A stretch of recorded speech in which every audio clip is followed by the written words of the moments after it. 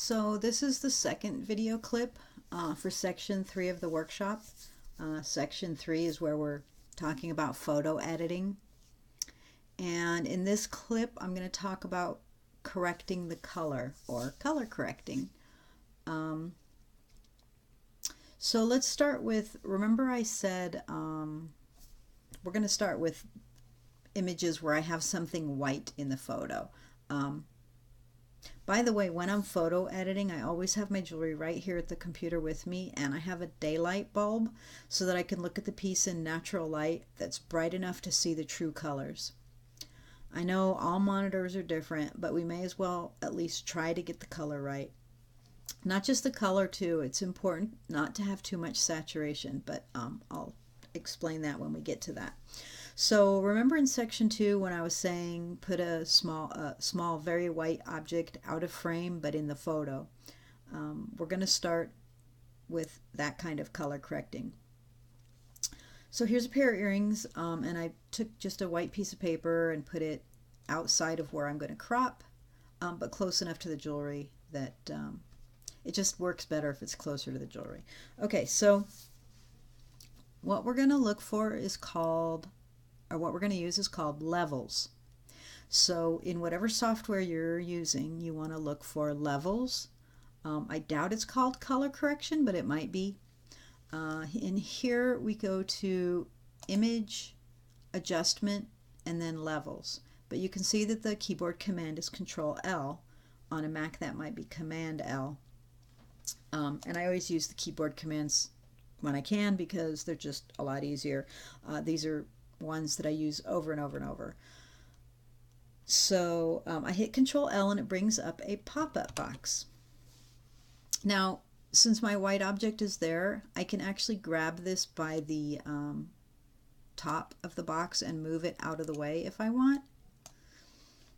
So there's 3 like eyedroppers over here. This one is black, this one is gray, and this one is white. They probably look identical, but that's what they represent. And I think if you hover over them, there we go. If I hover it says sample an image to set the white point. So what that means is, hey Laura, tell me something on this picture that's white so that I can fix everything else. So if I click on that, you can see it's now highlighted and I'm setting the white point. So all I have to do now is my mouse is an eyedropper and I go over here and this white triangle is pretty much all the same. It's not darker in one area, so I can click anywhere on it. And as soon as I click on it, I can see the earrings become exactly, the image on the screen becomes exactly the earrings that I have in front of me. So I know that that was a great color correction. If I, since I'm still on with my white eyedropper, if I click somewhere else, you'll see that it does not do good things. But the point is that you can click in different places. And when you have what you want, then you just click OK. But I'm also going to say you want to make sure your preview box is checked so that you can see in real time what effect your levels is doing. Another thing about this pop-up levels box is in this area, I guess I think of this as like contrast. This little arrow on the far left, if I pull it in, it starts making the dark things darker.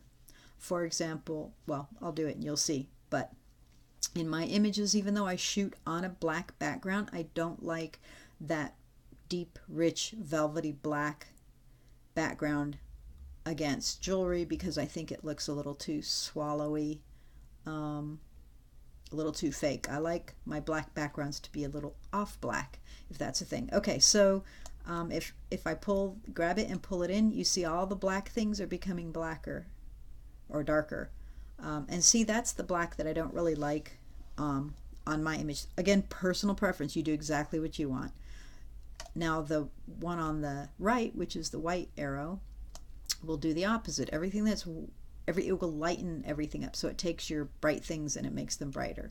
So you can see making things brighter. Now, I don't need those in this picture, but there are times when we will use them, and I'll demo that later. Just wanted you to see where they are. I'm going to hit OK because that's exactly how my earrings look. So this is done as far as I'm concerned. I'm going to close it so we have more space. Here's another one, an enameled charm. I put a little white piece of paper in the background. Control L brings this up, and I hit my little eyedropper that's white, and I go over here and I hit my little white square, and ta-da, that's exactly what my piece looks like. So on this, the only thing I would do after I hit OK, the only other thing I would do would be to crop, excuse me, crop, resize, and if any of these dust specks are still in the picture, I would get rid of them. So we'll close that. Now I'm going to go to some of the student photos, which were most, if not all, taken on white backgrounds. Actually, all of these are on white backgrounds, so I'm going to go through them really quickly. Oh, and let me show you remember when you have open pictures, you have your tabs here. If I had 1, 2, 3, 4, 5, 6, looks like I have 6 pictures open. If I had more than 6 pictures open, eventually you can't see the names. The ones here get squashed, and so what I want to show you is, oh, I have to open some pictures in order to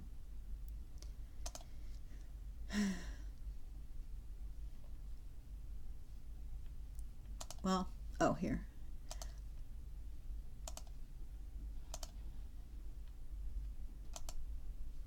Okay, so now you can see that I have like that one. You can't even see what the name of that file is because, well, you can because it came up when I put my mouse over there. But in theory, you can't see what it says.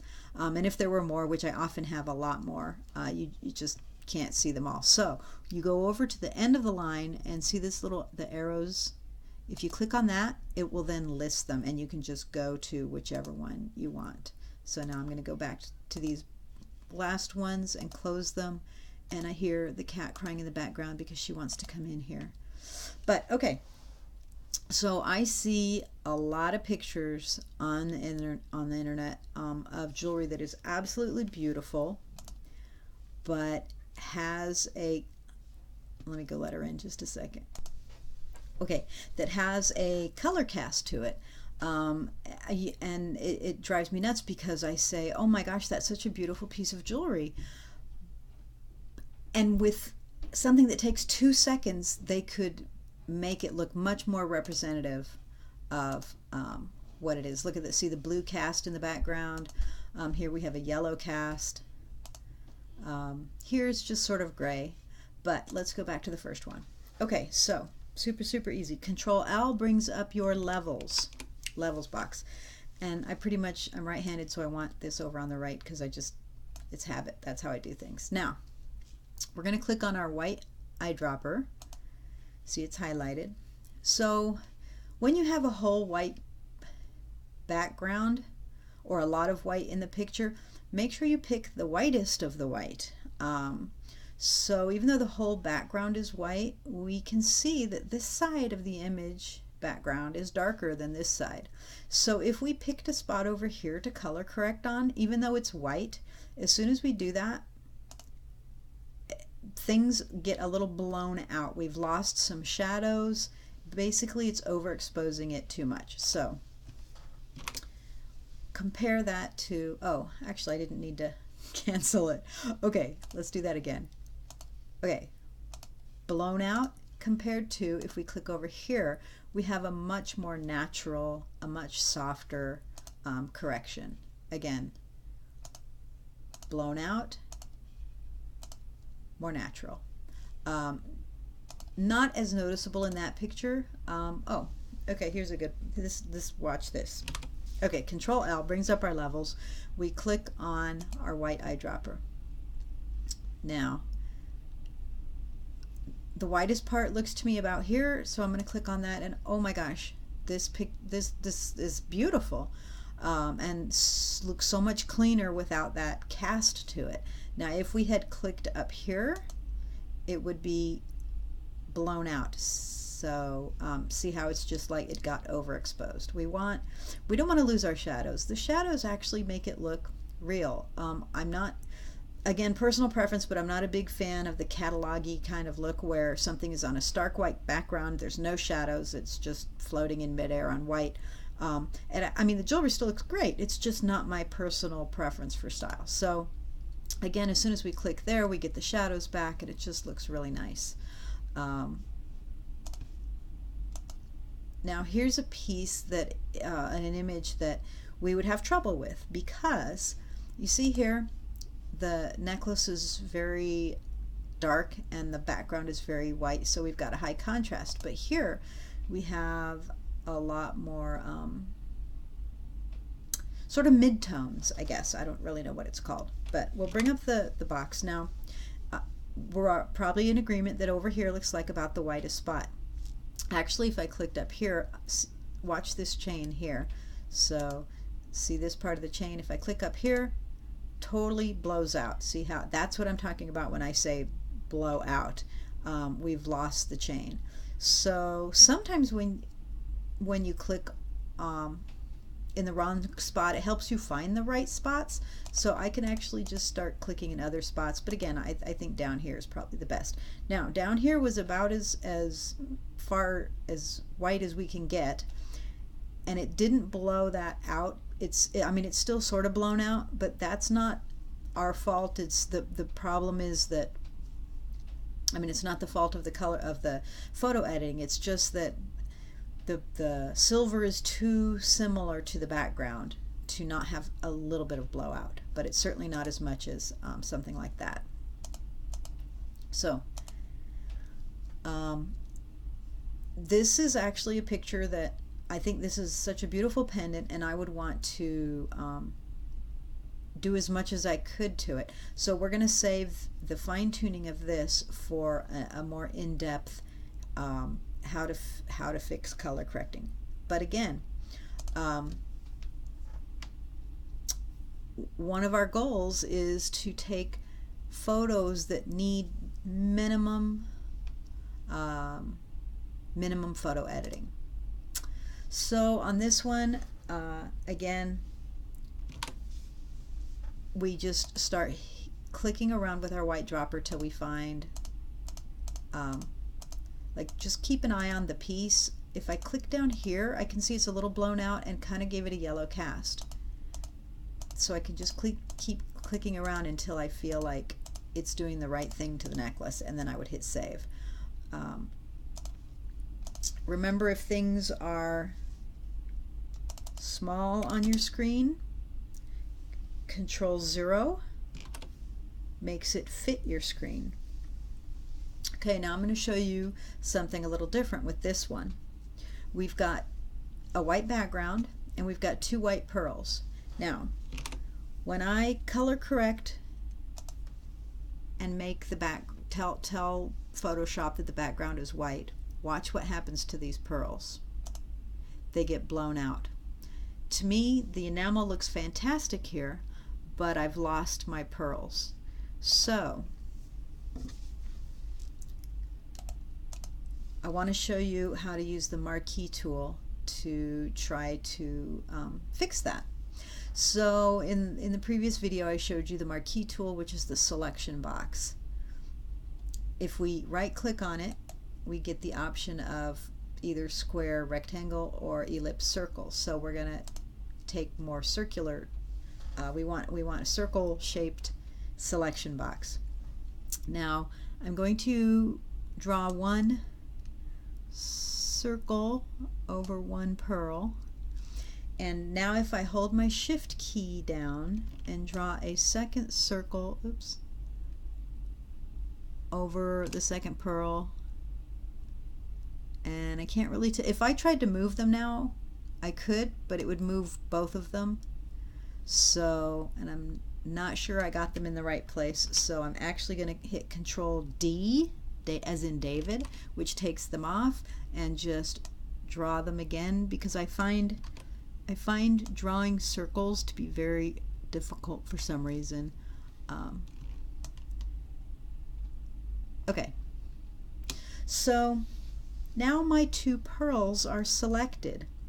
But I want the opposite of that because I want to do something to everything in this picture except the pearls.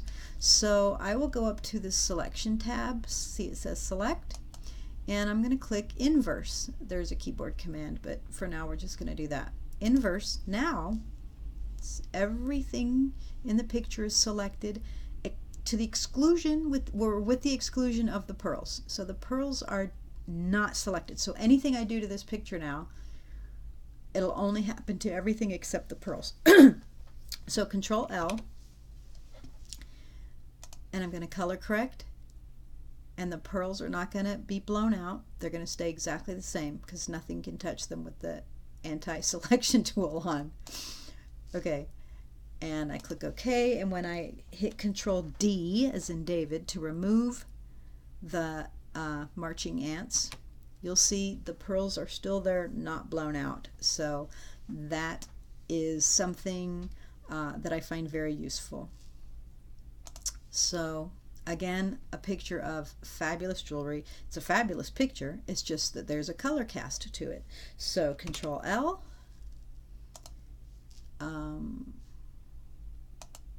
look at that.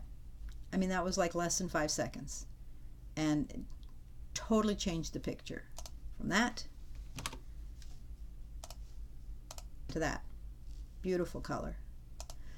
And one more time, again, you can click all over until you see, make sure that your colors are representative and the light is where you want it. So that's color correct using levels. Look for those terms in your software. Let me know if you need any help with that, finding those. And again, so long as you know what your software is called, what version it is, and what the name of the thing that you're trying to do, you can almost always get help from Google. So I would, for example, say, how do I find levels? Oh, okay, so I haven't used GIMP in a while. So before I start demoing for you guys with GIMP, I'm going to go to Google and I'm going to say, how do I do levels on GIMP? And I will read up on that because Google has never let me down. So have fun with color correcting. See how easy and fast it is, and the better shots we take, the less we'll have to be doing in photo editing.